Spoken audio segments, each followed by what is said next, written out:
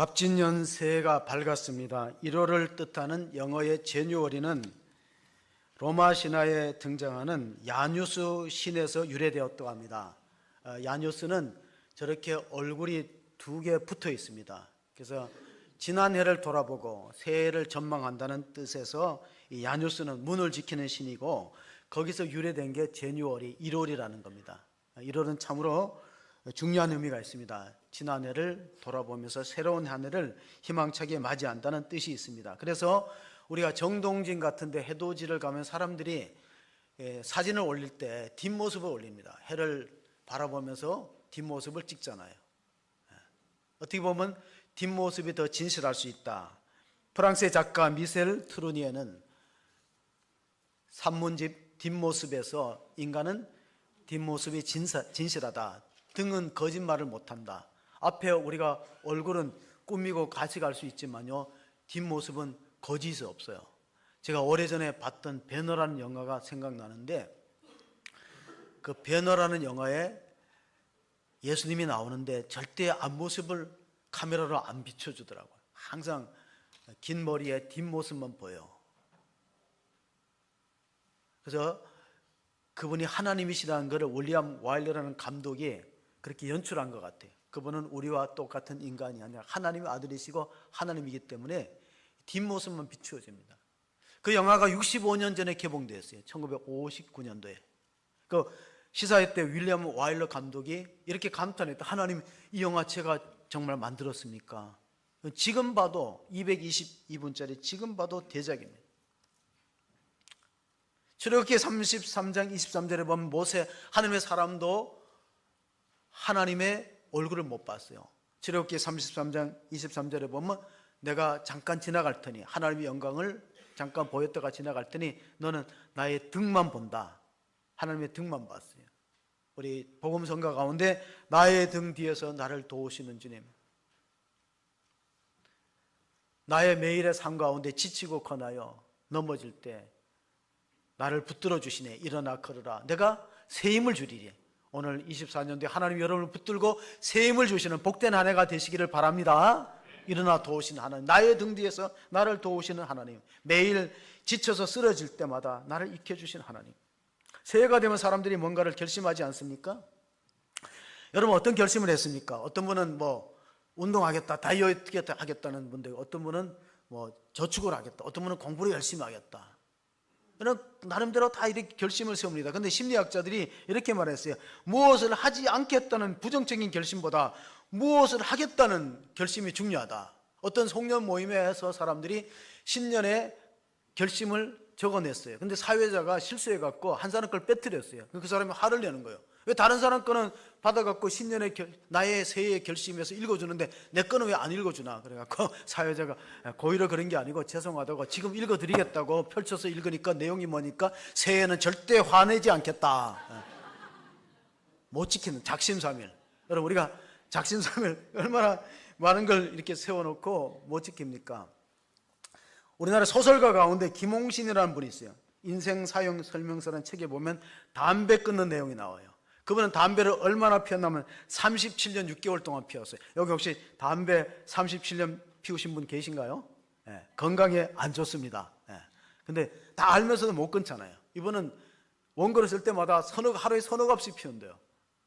제가 중학교 때 국어 선생님이 시인을 소개하는데 우리나라의 시인 가운데 공초 오상순이라는 분이 있대요. 이분은 담배를 얼마나 많이 피우는지요. 쉴 새 없이 피워서, 그래서 골초란 뜻의 공초 오상순이라는 분이 있는데 담배를 끊으라 그러니까 목숨을 끊는 게 낫지 담배는 못 끊는데요. 그 정도로 피우는 거예요. 근데 아마 김홍신이라는 작가도 담배를 37년 6개월 동안 피웠다는 거예요. 우리나라의 시인 가운데 수주 변용래라는 시인이 있습니다. 술로는 이 사람을 뛰어넘을 사람이 없고 담배로는 공초 오상순을 뛰어넘을 사람이 없다. 그 명동에서 모이면 그런 말이 유행한 적이 있었다는데, 근데 이게 김홍신 작가는 어떻게 끊었는가? 스승님 때문에 끊었어요. 뭐라고 말했냐면은, 쥐는 지약인 줄 알면 절대로 안 먹는데 사람은 독약인 줄 알면서도 먹는다는 거예요. 세상을 끌고 가도 시원찮을 사람이 담배한테 끌려가면 되겠느냐? 그 얘기 듣고 충격받아서 끊었는데 6개월 동안 금단 증세가 있었는데 성공했어요. 자, 세상을 이끌고 가도 시원찮은 사람이 담배에 이끌려가서 되겠느냐? 중독 현상에. 건강에도 안 좋고 다른 사람한테 피해 줍니다. 가족들한테는. 오늘 본문은 우리가 아브라함의 이야기를 읽었는데 아브라함은 믿음의 조상이고 복의 근원이에요. 그럼 아브라함의 생애 출발점은 무엇에 이끌렸는가? 그럼 바로 우리가 읽었던 본문의 4절에 보면 아브라함은 여호와의 말씀을 따라갔고 롯도 그와 함께 갔으며 아브라함이 하나를 떠날 때 75세였다라고 기록되어 있습니다. 그러니까 롯도가 가장 먼저 기록된 데가 창세기 같아요. 우리가 롯도 복권이 창세기에 이미 있다는 걸 아시기 바랍니다. 그 롯도는 아니지만은. 자, 아브라함은 무엇을 쫓아갔어요? 하나님의 말씀을 따라갔어요. 근데 많은 사람들은 권력을 쫓아가다가 감옥에 가기도 하고 자기의 욕심을 따라 쫓아가고 다 우리가 쫓아가는 거 보면 명예와 이익을 쫓아가는데 아브라함은 하나님 말씀을 쫓아갔는데 롯은 사람을 쫓아갔어요. 두 사람의 생계가 다릅니다. 출발점이 다르니까. 여러분 우리가 하나님 말씀에 이끌려가는 복된 한 해가 되시기를 바랍니다. 사람 따라가지 말고 사람 말에 현혹되지 말고 하나님 말씀을 쫓아갔는데 아브라함이 부르심을 받을 때는 하나님의 음성을 듣고 그가 갈대아 우를 떠나게 됩니다. 12장 1절에 보면은 어떻게 떠났는가? 여호와께서 아브라함에게 이르시되 너는 너의 고향과 친척과 아버지 집을 떠나 내게 보여줄 땅으로 가라. 근데 사실은 고향 땅을 떠나면 고생이거든요. 위험이 닥칠지도 몰라요. 타간 사람들이 나를 해칠지도 모르는데 어떻게 하냐? 그래서 신앙은 모험심이 있는 사람이 예수를 잘 믿는 거예요. 신앙은 모험이다. 그러니까 모험하지 않고는요 본토 친척 집을 떠날 수가 없는 거예요. 폴 트루니라는 기독교 상담 심리학자가 모험으로 사는 인생이라는 책을 썼어요. 우리가 살아가는 게 다 모험이라는 거예요. 신앙도 모험이고 결혼도 모험이고 사업하는 것도 모험이고 모험이 따르지 않으면은 그러면 얻어지는 것도 없는 거예요. 그러니까 아브라함의 믿음의 조상이 될 수 있었던 것은 하나님의 부르심을 받고 모험적인 삶을 출발한 거예요. 너희 본토 고향과 친척과 아버지 편안한데 거기가 갈대아 우른데 우상을 섬기는 땅이야. 우상을 섬기는 땅을 떠나서 하나님께로 출발하는 것입니다. 어떻게 보면 리스크가 따르고 힘이 들어요. 근데 그 폴 트루니가 쓴 책 가운데 모험으로 사는 인생에 보면요 인생은 하나님이 지휘하는 모험입니다. 우리가 성가대 지휘하되 인생은 하나님이 지휘하는 모험이다. 근데 그 모험에 따라 살아가다 보면은 하나님이 원하시는 결과에 도착해서 복의 근원이 될 수 있는 사람이 있는가 하면 그 거절하고 따르지 않는 사람도 더 많은 것이죠. 어떻게 보면 하나님이 인간을 창조한 것도 커다란 모험입니다. 왜? 인간을 창조해서 인간한테 자유를 줬거든요. 하나님을 안 믿고 거부할 수 있는 자유를. 하나님도 모험하셨다는 거예요. 저도 교회를 개척했지만요 개척도 모험이에요. 그래서 제가 어릴 때 자녀들에게 이런 말 했어요. 얘들아 꿈을 크게 가져야 된다. 호랑이를 그리려다가 도화지에 그리는데 잘못하면 고양이 정도라도 그리고 표범 정도라도 그리는데 처음부터 고양이를 그리려는 사람은 지 밖에 못 그린다. 모험은 큰 걸 해야 된다. 큰 걸. 째짜게 살지 말고. 그래서 저도 개척했지만요 자녀들한테 모험하라 그러는 거예요. 편안한데 안주하지 말고 위험 부담이 있어야 뭔가 있어요. 제가 이 책을 하나 소개하는데요. 이시영 박사가 쓴 책이에요. 근데 이시영 박사가 지금 몇 년생이냐면요 행복한 독종이거든요. 여기 보면 이렇습니다. 사람은 세월이 흐른다고 퇴화되거나 늙는 게 아니에요. 성장하거나 변화를 포기할 때 보면 노화가 이루어지고. 근데 이분은 지금 1934년생인데요 건강해요. 지금도 뭐 운동하고 그러신데 책도 쓰고 1934년도 예일대학교에서 의학 박사학위를 가지고 온 이시영 박사예요. 이분이 강조하는 게 세라토닌. 왜 세라토닌을 강조하냐면 사람들이 우울증 때문에 자살하는 세라토닌이 부족하다는 거예요. 그래서 세라토닌을 충분히 받는 방법은 첫째 운동하는 거고 나가서 햇볕을 쬐는 거고 스트레스를 줄이는 거고 그리고 또 하나는 감사하는 마음. 감사하는 마음이 최고의 치유라는 거예요. 그래서 책 제목이 행복한 독종이에요. 제가 고등학교 다닐 때도 학원 폭력이 있었어요. 학원 폭력이 있어갖고 학생들끼리 싸우고 뭐 그런 일들이 있었어요. 근데 저는 비교적 이제 그런 그 폭력에 휩쓸리지 않았던 게 뭐냐면 애들이 소문이 어떻게 났는지 나를 굉장히 독하게 본 것 같아. 저는 뭐 공부라도 지독하게 하고 운동이라도 지독하게 하니까 저는 건드리지 않는 게 좋다. 그래갖고 제가 별로 그런 소문이 좀 난 것 같아요. 뭘 하면 좀 지독하게 하는 면이 있기 때문에. 그래서 그런데 이제 아이들한테 피해를 별로 입지 않았는데, 오늘 우리가 말씀을 읽어보면은요, 하나님이 아브라함을 부르셔서 그 복을 약속하는데 그 복의 내용이 뭐냐? 정말 사람이면 다 이런 복을, 우리가 오복을 원하듯이 사람이면 다 복을 원하잖아요. 근데 사실 75세라면은 나이가 많은 거예요. 지금으로도. 지금 우리나라는 몇 살까지가 청년으로 반나면요, 우리가 나라 지금 기대 수명이 83.6세래요. 그래서 39세까지를 청년으로 정하는 거예요. 그리고 40세에서 49세를 중년, 50세에서 64년을 장년. 그러니까 노년이라면 65세부터 노년인데 유엔의 기준은 달라요. 유엔은 18세에서 65세까지 청년으로 봐요. 유엔의 기준은. 그러니까 나이의 연령의 이렇게 구분은 별로 중요하지 않다.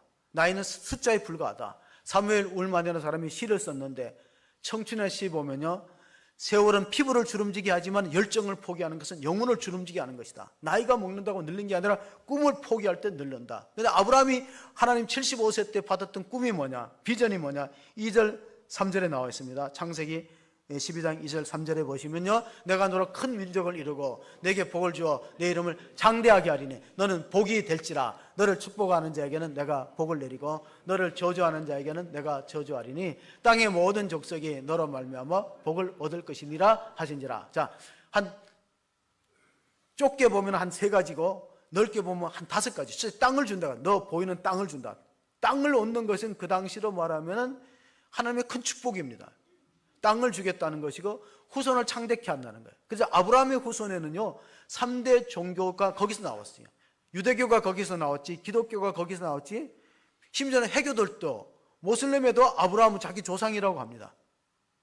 그러니까 아브라함의 후손이 복을 받은 것은, 번성한 것은 분명히 이루어졌고, 내 이름을 창대케 하고, 자, 땅을 기업으로 줄 것이다. 너의 후손을 바다의 모래, 하늘의 별처럼 많게 할 것이다. 내 이름을 창대케 할 것이다. 그리고 또 하나는, 너를 축복하는 사람은 내가 축복을 내리고 너를 저주하는 사람은 저주를 받으니, 마지막 중요한 것은 땅의 모든 족속이 너로 말미암아 복을 얻을 것이는 어떻게 이루어졌는가?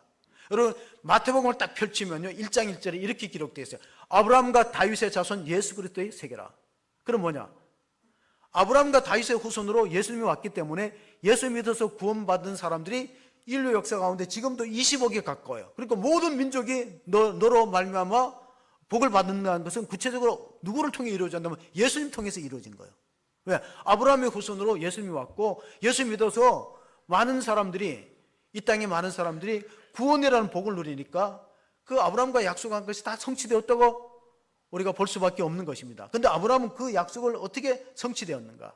물론 그 사이에는 상당한 실수도 있고 실패도 있어요. 그 중에 대표적인 것이, 아들을 낳다가 기다리다가 아들이 안 태어나니까 처음에는 다메섹의 종 가운데 엘리에셀이 있었어요. 우리 집안에 후손이 없기 때문에, 나이가 먹어도 후손이 없기 때문에 우리 집에서 종공으로 엘리에셀은 참 다메섹 출신인데, 이방 사람인데 너무나 주인에게 대해서 참으로 충성스러운 종이니까 후계자로 삼자 그랬더니 하나님이 아니라고, 너의 씨에서 후손이 나오니까 그 사람은 아니라 그랬어요. 그러다가 나중에 또 한 10년쯤 지나니까 아내 사레가 아브라함에게 간청을 했습니다. 이러다 보면은 정말 대가 끊어지니까 우리 집에 애굽 사람 하갈이라는 몸종이 있으니까 몸종을 통해서 자녀를 갖자. 그래서 태어난 자녀가 누구죠? 이스마엘이에요. 지금 중동민족의 분쟁의 씨앗은 참지 못하고 기다리지 못한 데서 온 거예요. 하나님이 약속을 참고 기다렸더라면 되는데 약속을 못 참고 깨트렸어요. 그게 뭐냐면은 인간의 방법으로 만들어낸 꾀가 뭐냐면은 이스마엘이에요. 집안에서부터 분란이 일어나서 한 집에 못 살아요. 나중에 이삭이 태어나니까 약속의 자녀와 육체의 자녀가 서로 갈등합니다.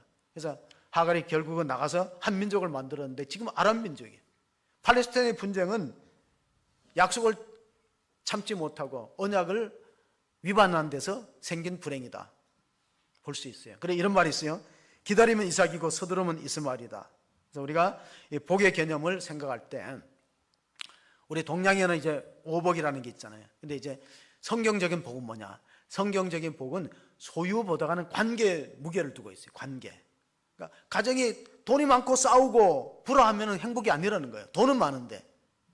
연속극 보면은 돈은 많은데 맨날 좋은 집에 살면서 울고 잠 못 자고 갈등하면은 행복이 아닌 거예요. 소유의 개념보다 관계의 개념. 그래서 하나님과의 관계, 이웃과의 관계, 가족들 관계 잘 돼 있을 때 그래서 복이라고 보는 거예요. 성경적인 복이다. 그래서 우리가 그 영어로 축복할 때 God bless you 찬양도 하잖아요. 하나님 당신을 복 주시기를 원한다. God bless you. 그 bless라는 단어가 어디서 유래됐냐면 블리드란 피에서 나왔어요. 블리드가 피 흘리다잖아요. 블레싱. 피의 제사를 통해서 하나님과 관계가 잘 이루어진 사람을 축복된 사람이라고 해요. 자, 다시 말씀드립니다. 블레싱이라는 어원은 블리드 피 흘리는 건데, 피 흘리는 건 뭐야? 피의 제사, 하나님 앞에 예배드리고 짐승을 가지고 피를 흘림으로써 하나님과 관계가 화목하고 무죄한 상태로 되는 거야. 다윗이 그 시편에서 복을 이렇게 말했어요. 다윗의 시편에서 32편 1절 2절 보시면요, 허물의 사함을 받고 자신의 죄가 가려진 자는 복이 있도다. 마음에 간사함이 없고 여호와께 정죄를 당하지 아니하는 자는 복이 있도다. 다윗은 왕이에요. 자기가 가지고 있는 왕의 지위가 행복의 근원이 아니고, 자기가 가지고 있는 많은 물질과 황금이 복의 근원이 아니고 하나님과 관계가 잘 되어 있는 거야. 하나님이 나를 죄 없다고, 죄를 인정하지 않고 정죄를 당하지 않고 믿음으로 의롭다고 인정받는 게 축복인 거예요. 죄 사함을 받는 거. 그러니까 피의 제사를 통해서 하나님으로부터 용서를 받는 거, 이것이 가장 큰 행복이라는 사실을 다윗은 발견한 것이고, 아브라함도 그런 삶을 살았습니다. 우리가 잘 아는 나폴레옹, 유럽을 다 석권했잖아요. 근데 나폴레옹이 나중에 세인트 헬레나 섬에서 이런 고백을 했어요. 내 삶을 돌아보니까 내가 진짜로 행복했던 날은 일주일밖에 안 된다네. 뭐 나폴레옹이 그렇게 뭐 오래 살지는 않았겠지만 지금의 나이에 비하면 자기가 살아온 모든 날에 행복한 날은 일주일밖에 안 된다는 거예요. 거기에 비해서 헬렌 켈러 여사 있죠. 보지 못하고 말하지 못하고 듣지 못하는 삼중고의 고통을 안았던 헬렌 켈러는 이렇게 고백했어요. 나의 인생에 있어서 행복하지 않은 날은 하나도 없다. 그럼 뭐냐? 행복은 상당히 주관적인 겁니다. 에브라함 링컨은 이렇게 말했어요. 사람은 자기 마음 먹는 만큼 행복하다고. 여러분 올해는 행복해지기로 마음 먹으시기 바랍니다. 자기 마음 먹는, 왜냐면 똑같은 조건에서 어떤 사람은 불행해요. 근데 그보다 더 열악한 조건에서도 행복한 사람이 있어요. 에덴 동산에서 아담과 하와는요, 모자람도 없고 부족함도 없는데 죄가 들어오니까 행복이 깨졌어요. 하나님 무서워서 피했고 서로 책임 전가합니다. 하나님이 만들어준 저 여자가 먹으라 해서 먹었습니다. 책임 전가하고 가정이 어려워졌어요. 근데 사도 바울은 감옥에서도 행복하다 그랬어요. 환경은 더 나쁜데 성령으로 충만하고 주님과 함께 있기 때문에 행복하기 때문에 이것은 상당히 주관적인 것이다. 헬렌 켈러에게 어떤 기자가 물었어요. 세 가지 중에 가장 힘든 게 뭐냐? 보지 못하고 말하지 못하고 듣지 못하니까 일반적으로 생각할 때는 앞을 못 보는 게 가장 불행할 거라고 대답할 줄 알았는데 헬렌 켈러의 말은 의외였어요. 세상에서 가장 불쌍한 사람은 시력은 있을 때 비전이 없는 사람이다. 희망이 없는 사람. 시력은 있는데 희망이 없어요.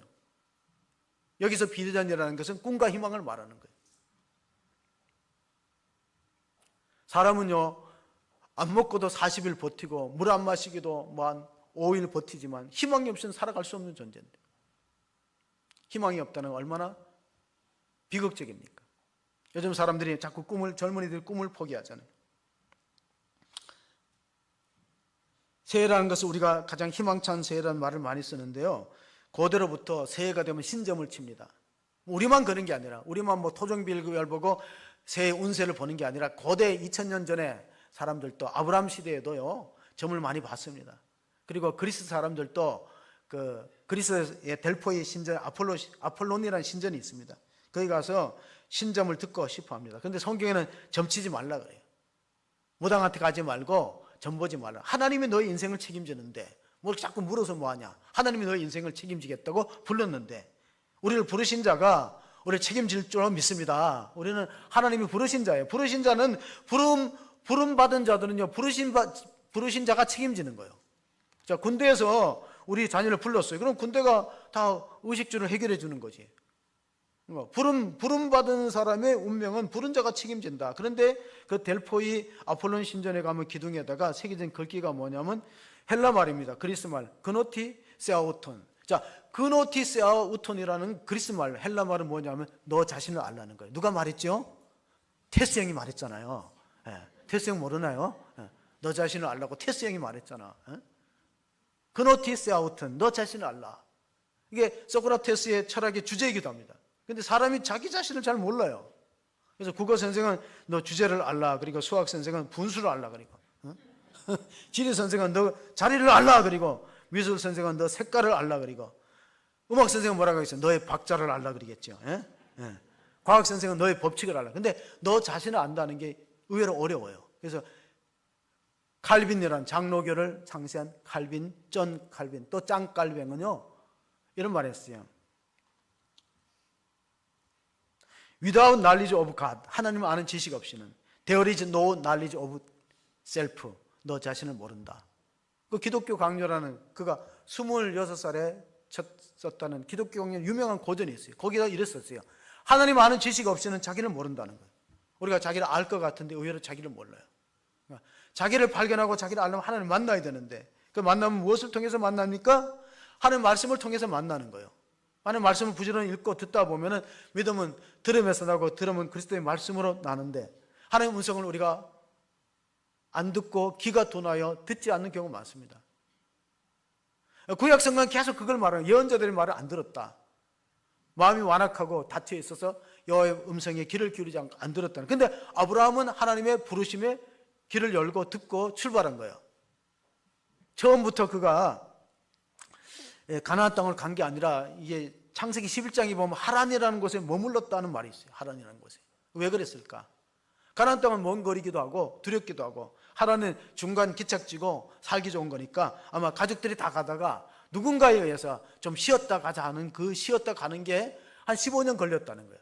근데 언제 다시 출발하면 아버지가 죽고 데라가 죽고 다시 출발했다. 아버지가. 그러니까 때로는 우리의 가족들이요 우리 신앙생활에 별로 도움이 안 될 때가 있어요. 내 가는 발걸음을 멈추게 하는 거. 존 보년이 썼다는 그 철로 역정을 보면요 기독도가 은혜를 받았어요. 하나님의 부르심을 받고 천성을 향해서 가니까 누가 방해하냐면 아내가 방해하는 거예요. 아 여기 살기 좋은데 왜 갑자기 천성을 향해서 가려고 하느냐 만류하잖아요.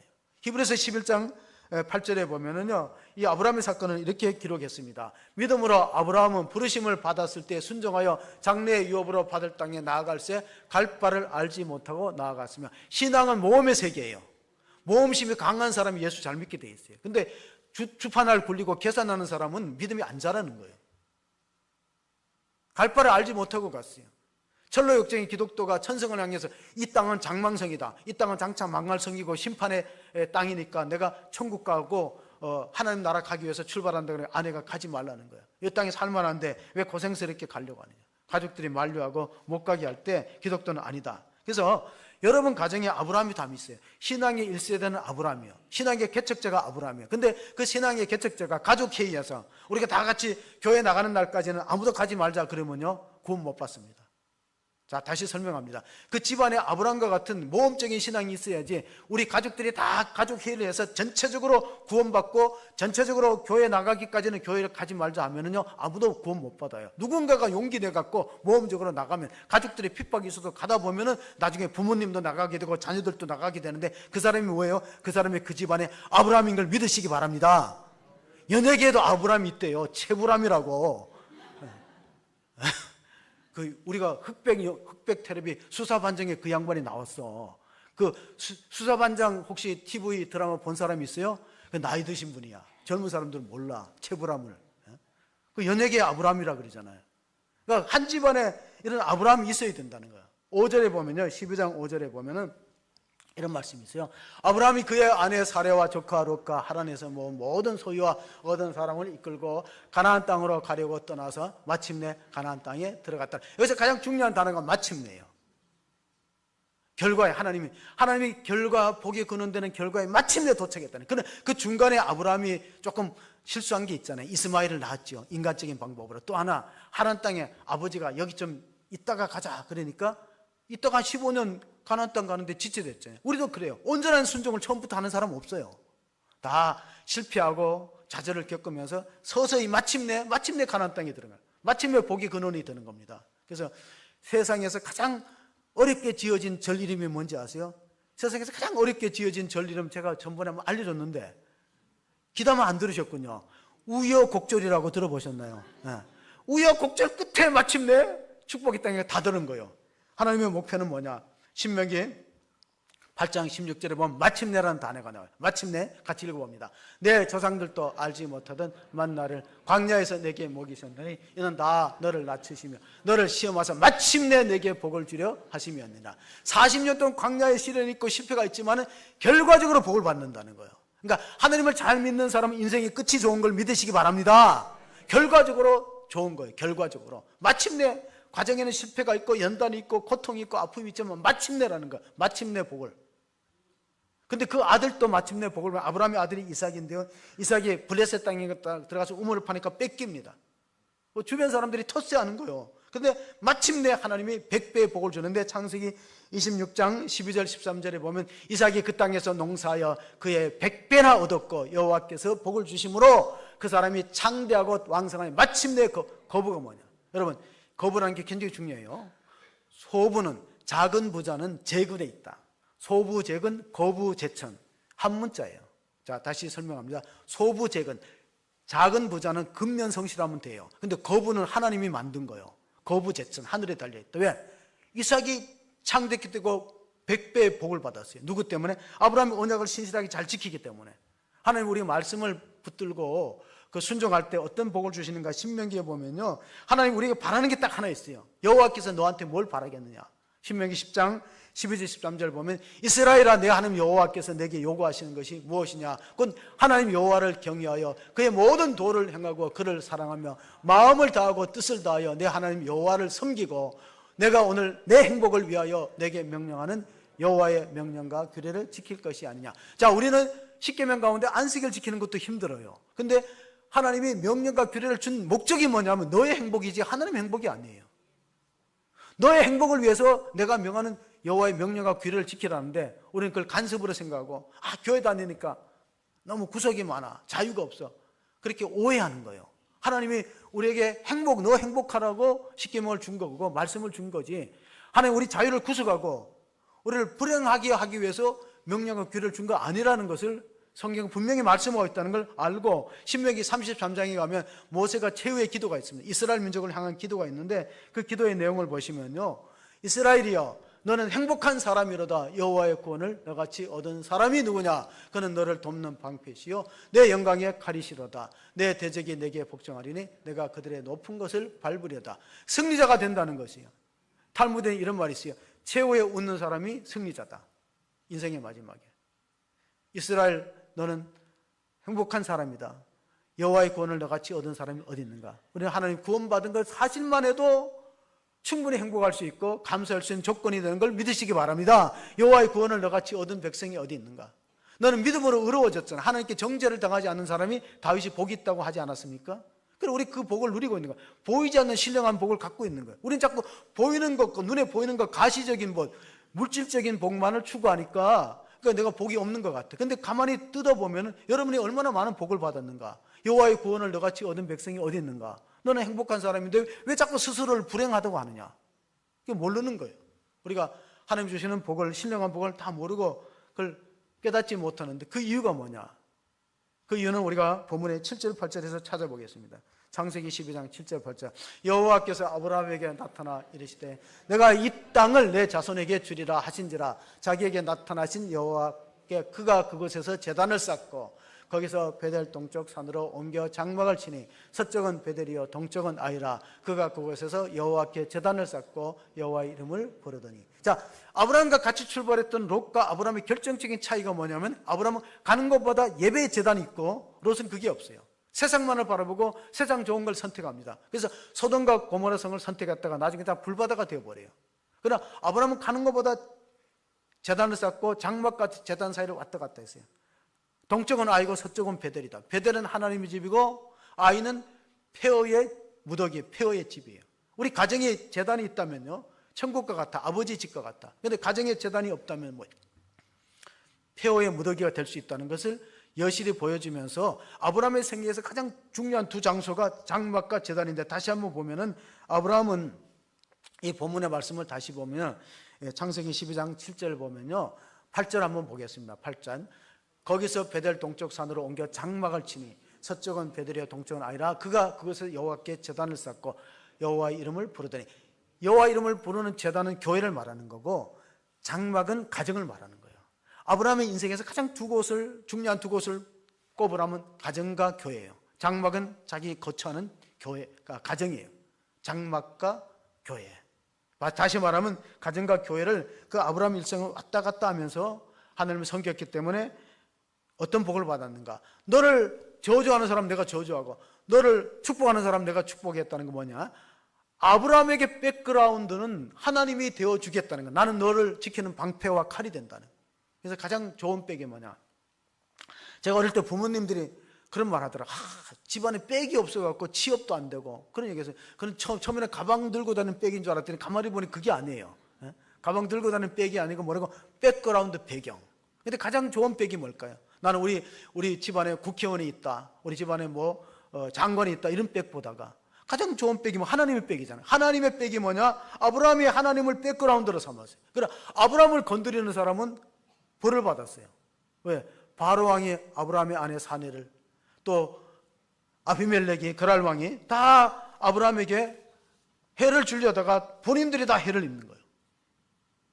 제가 서점에 가니까요, 염세주의자 소펜하우어 책이 많더라고요. 소펜하우어가 참 재밌는 사람이에요. 인도 철학이나 이런 불교의 영향을 받아서 아주 염세적이야. 그가 이렇게 말했어요. 세상에서 가장 행복한 것은 안 태어나는 거다. 태어나면 일찍 죽는 거다. 이런데 자기는 안 죽으려고 그래. 자기는 또 코로나가 돌아오니까 도망다녀요. 소펜하우가 한 말 가운데 중요한 말이 있어요. 내가 불행할수록 자꾸만 타인에게 관심이 생긴다. 다시 설명합니다. 내가 불행할수록 타인에게 관심이 생긴다. 남의 말 많이 얘기하고 남을 자꾸 비판하는 사람 본인 불행한 거예요.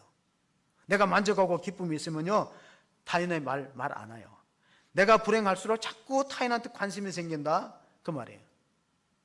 이 아브라함이 도착했던 이 세겜 땅은요, 가나안 땅의 첫 번째 세겜 땅은 상수리 나무 아래서 제단을 쌓는데, 상수리 나무가 뭐냐면, 제가 이 태백산을 1월달 되면 태백산을 매년 올라갔어요. 거기 눈이 엄청나게 쌓이는데 주목이 있고 갔는데, 그거 올라가다 보면 항상 그 나무에다가 빨간 천하고 청색 천하고 노란 천 막 이렇게 어지럽게 그런, 거기는 우상 숭배하는 장소예요. 거기 가면은 그 점치는 사람들, 전국의 계룡산에 이 점치는 사람들이 다 태백산에 올라왔고 그 나무에다가 천을 달아놓고 거기서 빌어요. 제가 이제 겨울에 올라가 보면 여기는 우상 숭배하는 곳이다. 그러니까 세겜의 상수리 나무 아래도 그런 곳이에요. 우상을 섬기는 곳에 아브라함은 제단을 쌓고 하나님 이름을 불렀어요. 그러니까 하나님이 아브라함을 복 주시는 이유가 뭐냐? 너는 우상의 땅에서 우상 숭배를 복을 빌지 않고 살아계신 하나님 음성을 듣고 하나님 앞에 복을 달라고 빌기 때문에 하나님 반드시 이루어 주시겠다. 그 언약을, 하나님은 언약에 신실한 분이기 때문에 반드시 이루어지는 것을 볼 수 있습니다. 그리고 아브라함은 최고의 제물을 하나님께 드렸는데 그게 뭐냐면은 창세기 22장에 보면 하나님이 아브라함을 불러서 이삭이 어느 정도 자랐을 때, 청년쯤 됐을 때 모리아산에 번제로 드리라고 명령을 내리는데 그걸 순종해 버리는 거예요.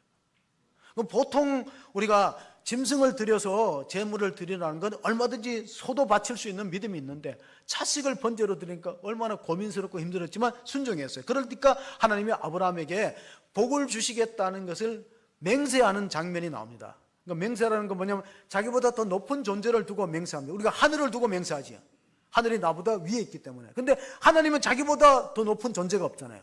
그럼 누굴 두고 맹세할까요? 창세기 22장 16절 17절 보시면 이런 말씀이에요. 이랬을 때 여호와께서 이르시기를 내가 나를 가리켜 맹세하노니 내가 이같이 행한즉 내 아들 독자도 아끼지 아니하였은즉 내가 내게 큰 복을 주고 내 씨가 크게 번성하여 하늘의 별과 같고 바다의 모래와 같게 하리니 내 씨가 그 대적의 성문을 차지하리라. 자, 아브라함이 결정적으로 하나님이 다시 한번 확인 도장을 찍은 건 뭐냐? 최고의 제물을 드린 거예요. 그 아들 이삭을 믿음으로 순종하여 드렸더니 하나님이 감격하고 나보다 더 큰 존재가 없기 때문에 내가 내 이름을 두고 맹세하겠다. 너는 반드시 복의 근원이 되고 복을 받을 것이다. 따라서 예배에 성공하는 사람이 인생에도 성공하는 줄 믿으시기 바랍니다. 최고의 제물을 드리고 최고의 예배를 드리니까 하나님이 이전에도 약속했지만은 하나님은 약속을 변개하지 않아요. 인간은 약속을 파기하고 바꾸지만은 하나님은 약속에 신실한 분인데 더 확인 도장을 찍었는 게 뭐냐면 맹세하고, 내가 맹세해서 너는 잘되고 복받고 땅을 유업으로 받고 후손이 창대하게 될 것이라는 것을 분명히 이루어졌기 때문에 우리는 부르신 곳에서 예배하는 하나님의 자녀가 될 수 있기를 바랍니다. 부르신 곳에서 예배하리, 어떤 상황 속에서도 예배하리. 내가 살아갈 때 삶이 되고 내가 걸어갈 때 길이 되는 것이 아브라함이 믿음의 1세대 개척자입니다. 개척자는 시련이 많아요. 이삭은 편안하게 사는데, 아버지가 잘 믿어서 편안하게 100배 복을 받고 사는데, 믿음의 1세대들은 얼마나 시련이 많아요.